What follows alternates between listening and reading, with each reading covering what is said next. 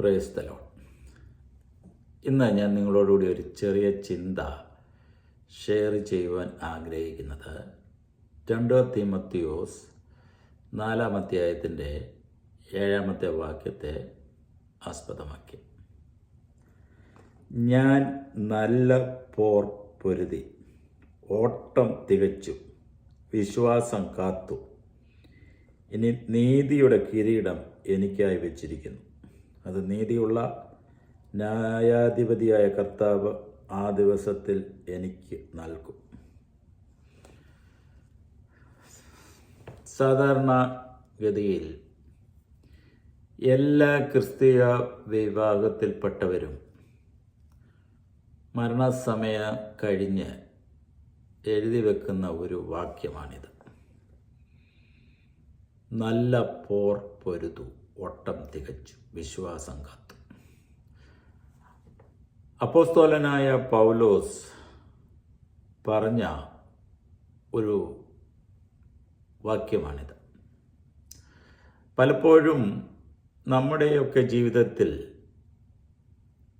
ഇത് പറയത്തക്കവണ്ണം നമ്മളതിന് യോഗ്യരാണോ എന്ന് ചിന്തിക്കേണ്ടതുണ്ട്. പൗലോസിൻ്റെ ജീവിതത്തെപ്പറ്റി നമ്മളെ ഒന്ന് പഠിക്കുമ്പോൾ അദ്ദേഹം കടന്നുപോയതായ ജീവിത ശൈലിയും കഷ്ടപ്പാടും ത്യാഗോജ്ജലമായ ജീവിതവും സുവിശേഷത്തിന് വേണ്ടി സ്വയം എരിഞ്ഞ് തീർന്നതും ഒക്കെ നമ്മൾ പഠിക്കുമ്പോൾ നമ്മളെ ക്രിസ്തീയ വിശ്വാസത്തിന് വേണ്ടി എന്ത് പോർ പൊരുതി എന്ന് ഒരു മിനിറ്റ് ചിന്തിക്കുന്നത് നല്ലതായിരിക്കും.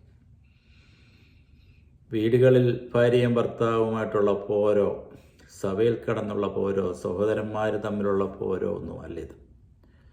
സുവിശേഷ ഘോഷണത്തിന് വേണ്ടി തൻ്റെ ജീവനെ ചവറന്നെണ്ണിക്കൊണ്ട് ക്രിസ്തീയ ഗോളത്തിൽ പൗലോസിനെ പോലെ പ്രവർത്തിച്ച ഒരു മിഷണറി ഇല്ല. ഏകദേശം 30-ൽ പരം വർഷക്കാലം കഠിനാധ്വാനം ചെയ്ത ആ പൗലോസിൻ്റെ ജീവിതത്തിലെ ചില കാര്യങ്ങൾ മാത്രം ഒന്ന് ഷെയർ ചെയ്യുവാനാണ് ഇന്ന് ആഗ്രഹിക്കുന്നത്. പൗലോസിൻ്റെ ജീവിതം മാസങ്ങളെടുത്ത് പഠിച്ചാലും തീരാത്ത വിധം അത്ര സംഭവ ബഹുലമാണ് ജീവിതം. എങ്കിലും തൻ്റെ ജീവിതത്തിൻ്റെ ആരംഭം മുതൽ അവസാനം വരെയുള്ള ജീവിതത്തിൻ്റെ ചില ഏടുകൾ നമുക്ക് ഒന്ന് ചിന്തിക്കാം. പൗലോസ് അപ്പോസ്തല പ്രവൃത്തിയിൽ അതിൻ്റെ 8 അധ്യായത്തിൽ ഒരു കുലപാതകനായിട്ടാണ് പ്രത്യക്ഷപ്പെടുന്നത്. അവനെ കുല ചെയ്യുന്നത് ശൗലിന് സമ്മതമായിരുന്നു. ശൗലെന്നായിരുന്നു പൗലോസിൻ്റെ പേര്. അതെപ്പോഴാണ് യഥാർത്ഥത്തിൽ ശൗലെന്നുള്ള പൗലോസായത് എന്ന് അറിയത്തില്ല. എങ്കിലും തന്നെ ഡമസ്കോസിൻ്റെ പടിവാതിക്കൽ വെച്ച് ദൈവം വിളിച്ചതിന് ശേഷമായിരിക്കാമെന്ന് ചിന്തിക്കാം.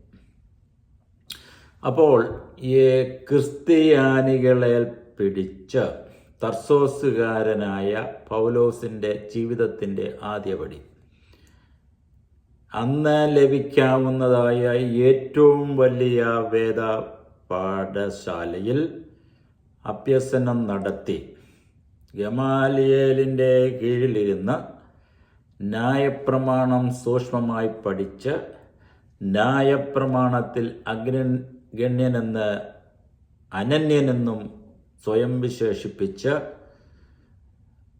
സന്നദ്ധ സംഘത്തിൻ്റെ അംഗമായിരുന്ന മതഭ്രാന്ത് ക്രിസ്ത്യാനികളെ വലിച്ചഴച്ച് കൊല്ലുവാൻ അധികാരപത്രം ലഭിച്ച പൗലോസിൻ്റെ ആദ്യകാല ജീവിതം, അത് മതഭ്രാന്ത് മൂലം ക്രിസ്തീയ അനികളോടുള്ള തൻ്റെ ആ വിദ്വേഷം നമുക്ക് കാണാം. കാരണം താൻ വിശ്വസിച്ച വിശ്വാസത്തിനും ആചാരങ്ങൾക്കും എതിരായി ക്രിസ്തീയ മതം അല്ലെ ക്രിസ്തീയ വിശ്വാസം നിലനിന്നപ്പോൾ അതിനെതിരെ തൻ്റെ ചൂടിൽ ആ യഹൂദ മതത്തിനു വേണ്ടി മറ്റു മതങ്ങളെയെല്ലാം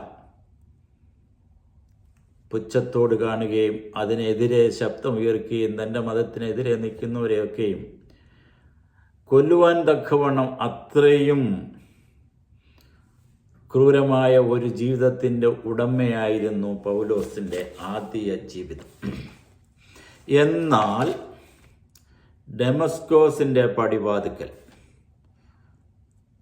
ദൈവിക ദർശനം പ്രാപിച്ചവനായ പൗലോസ് താൻ ആരെ ആണോ ഉപദ്രവിച്ചത് അവർക്ക് വേണ്ടി ആ ക്രിസ്തുവിന് വേണ്ടി ഒരു പടയാളിയായി മാറുന്ന നമുക്ക് കാണുവാൻ സാധിക്കും. അപ്പോൾ ഡെമസ്കോസിൻ്റെ പടിവാതിക്കൽ വെച്ച് ദൈവിക ദർശനം ലഭിച്ചപ്പോൾ താൻ 3 ദിവസം കണ്ണ് കാണാത്തവനായും ഭക്ഷണം കഴിക്കാത്തവനായിരുന്നു. ആരെ വലിച്ചിഴച്ചു കൊണ്ടുപോയോ ആ പൗലോസിനെ അനന്യാസ് കൈപിടിച്ച് നടത്തേണ്ട അനുഭവത്തിലേക്ക് കടന്നു വന്നു. കർത്താവ് അവിടെ വെച്ച് ചോദിക്കുന്ന ഒരു ക്വസ്റ്റ്യൻ ഉണ്ട് പൗലോസിനോട്, നീ എന്നെ ഉപദ്രവിക്കുന്നതെന്താ? പൗലോസ് റിയലി ക്രിസ്ത്യാനികളെയാണ് ഉപദ്രവിച്ചത്. എന്നാൽ കർത്താവ് പൗലോസിന് ചോദിക്കുന്നത്, നീ എന്നെ ഉപദ്രവിക്കുന്നതെന്താ? നമ്മൾ മനസ്സിലാക്കേണ്ട ഒരു സത്യം, ഈ ലോകത്തിൽ യേശുവിന് വേണ്ടി നിലനിൽക്കുകയും യേശുവിൻ്റെ സാക്ഷികളായി പ്രവർത്തിക്കുകയും ചെയ്യുന്നവരെ ഉപദ്രവിക്കുകയും കളിയാക്കുകയും ചെയ്യുമ്പോൾ നമ്മൾ മനസ്സിലാക്കേണ്ട ഒരു കാര്യമുണ്ട്. നീ ഉപദ്രവിക്കുകയും നീ കളിയാക്കുകയും നീ പുച്ഛിക്കുകയും ചെയ്യുന്നത് യേശുവിനെയാണെന്നും നീ ഉപദ്രവിക്കുന്നത് യേശുവിനെയാണെന്നുള്ള ചിന്ത നിങ്ങളിൽ ഉണ്ടാകുന്നുവെങ്കിൽ, എന്നിൽ ഉണ്ടാകുന്നുവെങ്കിൽ നമ്മൾ പല പ്രവർത്തനങ്ങളിൽ നിന്നും മാറി നിൽക്കും. അപ്പോൾ അവിടെ പൗലോസ് തൻ്റെ ജീവിതത്തിൻ്റെ അടുത്ത പടിയിലേക്ക് കടക്കുകയാണ്. ഡെമസ്കോസിൻ്റെ പടിവാതിക്കൽ ദൈവിക ദർശനം ലഭിച്ച പൗലോസ് അന്നു മുതൽ ഒരു പുതിയ സൃഷ്ടിയായി മാറുകയാണ്. എന്നാൽ നമുക്ക് ഇവിടെ മനസ്സിലാക്കാൻ സാധിക്കുന്ന ഒരു കാര്യം, ഈ ദൈവിക ദർശനം ലഭിച്ച പൗലോസ്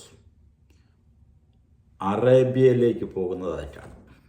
തന്നെ പെട്ടെന്ന് തൻ്റെ ആ പ്രവർത്തന പദത്തിൽ നിന്നും പിൻവാങ്ങുന്നു. അറേബ്യ മരുഭൂമി ദൈവത്തിനു വേണ്ടി സമർപ്പിക്കപ്പെടുകയും ദൈവത്തോടെ ആലോചന ചോദിക്കുകയും ദൈവത്തിൽ നിന്ന് ആലോചന പ്രാപിക്കുകയും ദൈവശബ്ദം കേൾക്കുകയും തന്നെ ദൈവീക പ്രവർത്തനത്തിന് വേണ്ടി ഒരുക്കുകയും തൻ്റെ ജീവിതം ദൈവത്തിൻ്റെ കരങ്ങളിൽ താൻ എങ്ങനെ ആണ് പ്രവർത്തിക്കേണ്ടത് എന്ന് ഇതിനെപ്പറ്റിയെല്ലാം ചിന്തിക്കുവാനും ഒരുങ്ങുവാനുമുള്ള ഒരു മുഖാന്തരമായി അറേബ്യയെ നമുക്ക് ചിത്രീകരിക്കാം. നമ്മുടെ ഓരോരുത്തരുടെയും ജീവിതത്തിൽ ഇതുപോലെയുള്ള ഒരു അറേബ്യയുടെ അനുഭവം ഉണ്ടായിരിക്കണം. ദൈവവിളി കേട്ട് ഉടനെ ചാടി പുറപ്പെടുകയല്ല. ദൈവിക ശബ്ദം കേട്ടിട്ട് ദൈവത്തിൻ്റെ സന്നിധിയിൽ ദൈവിക പ്ലാനിനു വേണ്ടി കാത്തിരുന്ന ഒരുങ്ങുന്ന ഒരു അനുഭവം ഓരോ വ്യക്തിയുടെയും ജീവിതത്തിൽ ഉണ്ടാകണം. പൗലോസ് ഏകദേശം 3 വർഷക്കാലം ഈ ദൈവശബ്ദവും ദൈവിക വെളിപാടും ലഭിച്ചതിന് ശേഷം മരുഭൂമിയിൽ അറേബ്യയിൽ കഴിച്ചുകൂട്ടിയതാണ് നമുക്ക് കാണുവാൻ സാധിക്കും. അതിനുശേഷം താൻ യെരുശലേമിലേക്ക് കടന്നു വരുന്നു. അത് അന്ത്യോക്യയിൽ വെച്ച് തൻ്റെ ശുശ്രൂഷയ്ക്ക് വേണ്ടി വേർതിരിക്കുന്നു. അത് കഴിഞ്ഞിട്ട് പരിശുദ്ധാത്മാവിൻ്റെ ശക്തിയുടെ പ്രദർശനം തൻ്റെ ജീവിതത്തിൽ തുടർന്ന് കാണുവാൻ സാധിക്കും.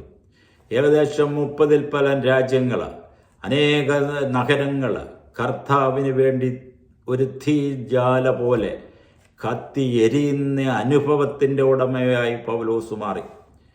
നമ്മൾ കൊരിന്ത്യ ലേഖനം പഠിക്കുമ്പോൾ താൻ കടന്നു പോയതായ കഷ്ടതയുടെ ഒരു നീണ്ട ലിസ്റ്റ് കാണുവാൻ സാധിക്കും. പട്ടിണി, വരുവട്ടം, കള്ളന്മാരുടെ ഉപദ്രവമെന്ന്, കരയിലെ ഉപദ്രവം, അനേക തവണ അടി, പട്ടിണി, കാരാഗ്രഹം എന്ന് വേണ്ട, സുവിശേഷത്തിന് വേണ്ടി കല്ലേറ്, ഇതയും നീണ്ട ഒരു നിര. നമ്മളിൽ ആരും ഇതുപോലെയുള്ള കഷ്ടങ്ങളിൽ കൂടി കടന്നു പോയിട്ടില്ല. ഈ തൻ്റെ ഏകദേശം 30-ൽ പരം വർഷത്തെ 30-ൽ പരം രാജ്യങ്ങൾ പ്രവർത്തിച്ച് വേദപുസ്തകത്തിലെ പുതിയ നിയമത്തിലെ 14 പുസ്തകങ്ങൾ എഴുതിയ അപ്പോസ്തലനായ പൗലോസിൻ്റെ ജീവിതത്തെ നമ്മൾ കമ്പയർ ചെയ്യുമ്പോൾ നമ്മൾ എന്ത് പോർ പൊരുതി, എന്ത് ഓടി, എന്ത് വിശ്വാസത്തിന് വേണ്ടി നമ്മൾ ചെയ്തു. പലപ്പോഴും വിശ്വാസത്തിലുള്ളവരെ താറടിക്കുന്ന അനുഭവത്തിൻ്റെയും വ്യക്തിത്വത്തിൻ്റെയും ഉടമകളായി നമ്മൾ മാറുകയല്ലേ. നമ്മളെക്കാൾ വേറൊരാൾ ഉന്നത പദവിയിലേക്ക്, ഉന്നത സ്ഥാനത്തിലേക്ക്, ഉന്നത ശുശ്രൂഷയിലേക്ക് പോകുമ്പോൾ പോലും അതുപോലും നമുക്ക് അംഗീകരിക്കാൻ സാധിക്കാത്ത വിധം അത്രയ്ക്ക് അധപ്പതനത്തിലേക്ക് പോയിരിക്കുന്ന നമ്മളാണ് പലപ്പോഴും അവസാനം ഞാൻ വായിച്ചതുപോലെ പറയുന്നത്, ഞാൻ നല്ല പോർ പൊരുതി ഒട്ടം തികച്ചു. അപ്പം ഈ പറഞ്ഞത് നമ്മുടെയൊക്കെ ജീവിതത്തിൽ ഈ ലോകത്തിൽ ഒരിക്കൽ ഇന്നല്ലെങ്കിൽ നാളെ നമ്മളെല്ലാം ഈ ലോകം വിട്ട് കടന്നു പോകേണ്ടിവരാണ്. എന്നാൽ അപ്പോസ്തലനായ പൗലോസ് എഴുതിയ ആ വാക്യം നമ്മളെ കടമെടുത്ത് എഴുതുമ്പോൾ അല്പമെങ്കിലും ആ വാക്യത്തോട് കൂറുപുലർത്തുവാൻ എനിക്ക് നിങ്ങൾക്കും സാധിക്കണം. തൻ്റെ ജീവിതത്തിൻ്റെ ഏടുകൾ കടന്നു പോകുമ്പോൾ ഏകദേശം സുവിശേഷത്തിന് വേണ്ടി കത്തിചെരിഞ്ഞ് മരിച്ചവരെ ഉയർപ്പിക്കുകയും രോഗികളെ സൗഖ്യമാക്കുകയും തൻ്റെ റൂമാല് പോലും കൊണ്ടിട്ടാൽ അവരും സൗഖ്യമാക്കുകയും ഒക്കെ ചെയ്യുന്ന അനേക അത്ഭുതങ്ങളുടെ നീണ്ട നിര. 3-ാം സ്വർഗം വരെ എടുക്കപ്പെട്ടവൻ. പക്ഷെ ഇതിലൊന്നും താൻ പുകഴുന്നതായി കാണുന്നില്ല. അന്നത്തെ റോമൻ പൗരനായിരിക്കുക, അത് തന്നെ വലിയ വില കൊടുത്താണ് മനുഷ്യർ വാങ്ങിക്കൊണ്ടിരുന്നത്. റോമാ പൗരനായി ജനിച്ച പൗലോസ് തൻ്റെ ജീവിതത്തിൽ തനിക്കുണ്ടായിരുന്ന സകലതും ഛേദമെന്ന് എണ്ണുന്ന അനുഭവം. അപ്പോൾ ആദ്യത്തെ ലൈഫ് തർസോസിൻ്റെ, അത് നമ്മുടെ ലൈഫ് പറഞ്ഞു കഴിഞ്ഞാൽ പ്രാകൃത ജീവിതത്തിൻ്റെ ഒരു ടൈമാണ്. പ്രാകൃത ലൈഫ് അത് എല്ലാ മനുഷ്യൻ്റെയും ജീവിതത്തിൽ ഉണ്ടാകാം. തർസോസ് എൻ്റെ ചെറുപ്പത്തിൽ നമ്മുടെ ഇന്ന് ചിന്തിക്കുമ്പോൾ ഞാനാണ് ചെയ്തതെന്ന് തോന്നത്തക്ക വിധത്തിലുള്ള കാര്യങ്ങൾ ആ പ്രാകൃത ലൈഫിൽ നമ്മൾ ചെയ്തു. എന്നാൽ അതിന് ശേഷം ഒരു പരിശോധനയുടെ സമയമാണ് ഡമസ്കോസ്. അവിടെ ദൈവത്തിൻ്റെ പരിശോധനയിൽ കൂടി നമ്മൾ കടന്നു പോകുമ്പോൾ നമ്മൾ പുതിയൊരു സൃഷ്ടിയായി മാറുന്ന അനുഭവം. അത് കഴിഞ്ഞ് അറേബ്യ, നമ്മളെ അല്പസമയം ഇതിൽ നിന്നെല്ലാം മാറി ദൈവവുമായിട്ടുള്ള സംസർഗത്തിലും ദൈവവുമായിട്ടുള്ള സാന്നിധ്യത്തിലും ദൈവിക പദ്ധതിയിലും നമ്മളുടെ ഇൻവോൾവ്മെൻറ്റ് എന്ന് ചിന്തിക്കുന്നതിന് വേണ്ടി അല്പസമയം മൗനമായിരുന്ന ദൈവത്തെ അറിയുന്ന അനുഭവം നമ്മുടെ ജീവിതത്തിൽ ഉണ്ടാകണം. അത് കഴിഞ്ഞ് നമ്മൾ പോകുന്നത് അന്ത്യോക്യ. അവിടെയാണ് പൗലോസിനെ കൈകഴിച്ച് ശുശ്രൂഷയ്ക്ക് വേണ്ടി വേർതിരിച്ച് സുവിശേഷ ഘോഷണത്തിൽ താൻ ഒരു തീജാളമായി തുടർന്ന് പ്രവർത്തിക്കുന്നത് നമുക്ക് കാണാം. അതിനുശേഷം തൻ്റെ ജീവിതത്തിൽ റോമിലേക്ക് പോകുന്ന സമയത്ത് താൻ ഒരു കപ്പൽ അപകടത്തിൽ കാറ്റ് പ്രതികൂലമായി അടിക്കിയാൽ ആ കപ്പലിലുണ്ടായിരുന്ന എല്ലാവരും പേടിച്ച് വിറച്ച് പലരും പട്ടിണി കിടന്ന് ജീവൻ തന്നെ മരണത്തിലാകുമെന്ന് ഉള്ള സാഹചര്യം പൗലോസിൻ്റെ ജീവിതത്തിലുണ്ടായി. അപ്പോൾ ഇതുപോലെയുള്ള പരീക്ഷണങ്ങളും പരിശോധനകളും ദുഃഖങ്ങളുടെയും നെടുവീർപ്പുകളുടെയും അനുഭവങ്ങൾ ദൈവത്താൽ വിളിച്ചു വേർതിരിച്ചപ്പെട്ട പൗലോസിൻ്റെ ജീവിതത്തിലുണ്ടായി. അത് അന്ന് അതിൻ്റെ നടുവിലും പൗലോസിനോട് ദൈവം സംസാരിച്ചു. പൗലോസ് പറയുന്നൊരു വാക്യമുണ്ട്, എൻ്റെ ഉടയവനും ഞാൻ സേവിച്ചവനുമായ ദൈവം കഴിഞ്ഞ രാത്രിയിൽ എന്നോട് സംസാരിച്ചു. നമുക്ക് പലപ്പോഴും തോന്നും ദൈവം നേരിട്ട് സംസാരിക്കുകയും ദൈവം തൻ്റെ കരങ്ങളിലെടുത്ത് ഉപയോഗിക്കുകയും ചെയ്യുന്ന ദൈവദാസന്മാരുടെയും നമ്മുടെയും ജീവിതത്തിൽ എങ്ങനെ ഇതുപോലെയുള്ള പരിശോധനകളും കഷ്ടങ്ങളും ഉണ്ടാകുന്നു. ഇതൊക്കെയും നമ്മൾ ബൈബിൾ പഠിക്കുമ്പോൾ, വിശുദ്ധന്മാരുടെ ജീവിതം പഠിക്കുമ്പോൾ, കർത്താവിൻ്റെ ജീവിതം പഠിക്കുമ്പോൾ ഇതുപോലെയുള്ള കഷ്ടങ്ങളും പരിശോധനകളും എല്ലാം തരണം ചെയ്താണ് സഭ മുന്നോട്ട് പോയിട്ടുള്ളത്.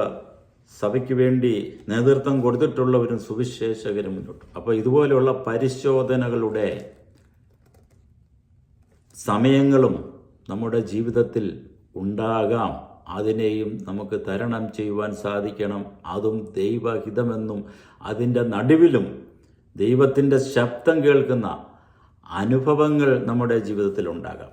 അത് കഴിഞ്ഞിട്ട് പൗലോസ് റോമിൽ 2 കൊല്ലം കാരാഗ്രഹത്തിൽ വീട്ടുതടവിലായിരുന്നു. ആ വീട്ടുതടവിൽ താനായിരുന്നപ്പോഴും തൻ്റെ സമയം താൻ വേസ്റ്റ് ചെയ്യുകയോ അതിൽ പരാതി പറയുകയോ ചെയ്താതെ അവിടെയും സുവിശേഷത്തിൻ്റെ ഭാഗമായി കാരാഗ്രഹ ലേഖനങ്ങൾ പലതും എഴുതുവാനിടയായി തീർന്നു. അപ്പോൾ ദൈവം വിളിച്ച് വേർതിരിക്കപ്പെട്ട ഒരു വ്യക്തിയുടെ ജീവിതത്തിൽ ഇതുപോലെയുള്ള അനുഭവങ്ങളിൽ കടന്നു പോകുവാൻ ഇടയായിത്തീരും. എല്ലാ മനുഷ്യരുടെയും ജീവിതത്തിൽ ഇതുപോലെയുള്ള ഘട്ടങ്ങളുണ്ട്. എന്നാൽ ഇതുപോലെയുള്ള ജീവിതത്തെ തരണം ചെയ്ത് വിശ്വാസത്തിന് വേണ്ടി പോരാടി തൻ്റെ ജീവിതത്തിൻ്റെ അവസാനമാണ് പൗലോസ് ഈ പറഞ്ഞ വാക്ക് പറഞ്ഞത്, ഞാൻ നല്ല പോർ പൊരുതി, ഓട്ടം തികച്ചു, വിശ്വാസം കാത്തു. നമ്മുടെ ജീവിതത്തിൽ ഈ വാക്യങ്ങൾ നമ്മുടെ ഓരോരുത്തരുടെയും മരണശേഷം എഴുതി വെക്കുമ്പോൾ, ആരെങ്കിലും ഇത് എഴുതി വെക്കുമായിരിക്കും, അങ്ങനെ വെക്കുന്നുവെങ്കിൽ ആ വാക്കിനോട് അല്പമെങ്കിലും നീതി പുലർത്തുവാൻ കഴിയുന്ന രീതിയിൽ നമ്മുടെ ഈ ലോക ജീവിതം ഒരു ക്രിസ്തുവിൻ്റെ പടയാളിയായി ക്രിസ്തുവിന് വേണ്ടി പൊരുതുകയും വിശ്വാസത്തിന് വേണ്ടി നിലനിൽക്കുകയും ആ ഓട്ടം തികയ്ക്കുകയും ചെയ്യുന്ന ഒരു ജീവിതത്തിൻ്റെ ഉടമയായി തീർന്നതിന് ശേഷം നല്ല ഒരു അന്ത്യം നമുക്ക് ഉണ്ടാകുവാൻ തക്കവണ്ണം നമ്മുടെ ഈ ലോക ജീവിത യാത്ര ഭയത്തോടും ഭക്തിയോടും കൂടെ നയിക്കുവാൻ ദൈവം തൻ്റെ പരിശുദ്ധാത്മാവിനാൽ എന്നെയും നിങ്ങളെയും സഹായിക്കട്ടെ, ശക്തീകരിക്കട്ടെ, ബലപ്പെടുത്തട്ടെ എന്ന് പ്രാർത്ഥിച്ചുകൊണ്ട് എൻ്റെ വാക്കുകളെ ഞാൻ ചുരുക്കുന്നു. ദൈവം നമ്മളെ അനുഗ്രഹിക്കുമാറാകട്ടെ.